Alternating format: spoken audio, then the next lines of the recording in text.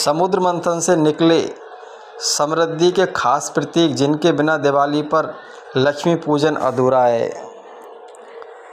कमल, कलश, हाथी, शंख सहित कई ऐसी चीज़ें हैं जिनका दिवाली पूजन में खास महत्व है। ये शुभता के प्रतीक हैं। ये चीज़ें समुद्र मंथन से सतयुग में लक्ष्मी जी के साथ प्रकट हुई थी, इसीलिए इन प्रतीकों के बिना लक्ष्मी जी का पूजा पाठ अधूरा है। कमल।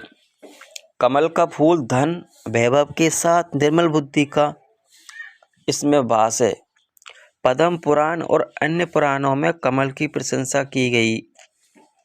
चैत्र सप्तमी कमल सप्तमी भी कही जाती है। विष्णु के 4 हाथों में से एक हाथ में कमल है। लक्ष्मी कमल पर विराजमान है, इसीलिए दिवाली पर लक्ष्मी जी की पूजा में कमल भी अर्पित किए जाते हैं। कमल वैभव का प्रतीक है। लक्ष्मी जी को कमल पुष्प अर्पित करने से बुद्धि निर्मल बनती है और धन लाभ भी मिलता है। विष्णु की नाभि से निकले नाल पर स्थित कमल पर ब्रह्मा पद्मासन में विराजित हैं। चक्र धन संबंधी संकटों को दूर करता है। गोमती चक्र। गोमती चक्र सीप की तरह सफ़ेद होता है जिस पर चक्र होता है। मान्यता है कि यह चक्र भगवान विष्णु का सुदर्शन चक्र है जो नकारात्मक शक्तियों को खत्म करता है। पूजा के दौरान इस चक्र को भी देवी लक्ष्मी के साथ रखने की परंपरा है। पूजा खत्म होने के बाद इसे लाल कपड़े में लपेटकर तिजोरी में रख दिया जाता है। मान्यता है कि इससे धन से संबंधित समस्या दूर होती है। चक्र जीवन की गति का प्रतीक है। गतिशीलता से ही धन और सौभाग्य प्राप्त होता है। उल्लू घोर अंधेरे में देखने की क्षमता न बनाया लक्ष्मी का वाहन। दिवाली की रात में उल्लू को देखना लक्ष्मी के आगमन की सूचना माना जाता है। कथा यह है कि लक्ष्मी जी को जब वाहन चुनने को कहा गया तो उन्होंने कहा कि जब मैं धरती पर आऊँगी तब जो पशु पक्षी जीव सबसे पहले मुझ तक पहुँचेगा वही मेरा वाहन होगा।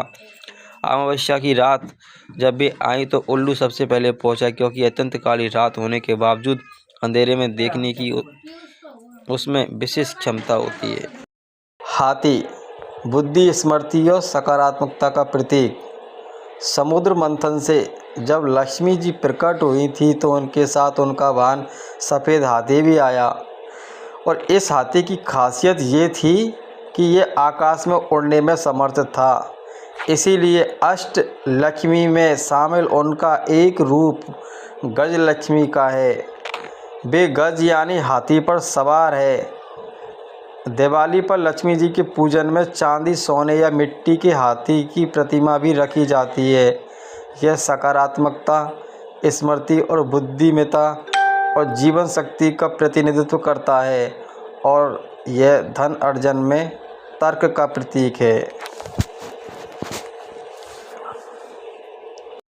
श्रीयंत्र हमारे शरीर की संरचना और ऊर्जा का प्रतिरूप होता है। श्रीयंत्र वैसे तो ये समुद्र मंथन में नहीं निकला है, लेकिन इसका लक्ष्मी पूजन में विशेष महत्व है। श्रीयंत्र शरीर की संरचना और ऊर्जा और चक्रों की दर्शाने वाला सर्किट है। श्रीयंत्र में माता श्री लक्ष्मी का स्थायी वास माना गया है। दुर्गा सप्तशती में कहा गया है कि पूजा करने पर आदि देवी सुख भोग स्वर्ग देती हैं। श्रीयंत्र की स्थापना के लिए शुभ दिन दिवाली का है। दिवाली पर सोने, चांदी, पीतल और तांबे के श्रीयंत्र को खरीदने और उनकी पूजा का महत्व है। श्रीयंत्र को लक्ष्मी के साथ स्थापित किया जाता है। शंख 5 जैन शंख जिन्हें कहा जाता है लक्ष्मी जी का भाई। ब्रह्मवैवर्त पुराण के अनुसार शंख चंद्रमा और सूर्य के समान ही देव स्वरूप है। इसके मध्य में वरुण, पृष्ठभाग में ब्रह्मा और आगे के भाग में गंगा और सरस्वती का निवास है। सागर मंथन के समय लक्ष्मी जी और 5 जन शंख सागर से निकले थे। शंख को लक्ष्मी जी का भाई माना जाता है। शंख से लक्ष्मी विग्रह पर जल या पंचामृत अभिषेक करने पर भी प्रसन्न होती हैं। शिवलिंग और कृष्ण का भी शंख से अभिषेक किया जाता है।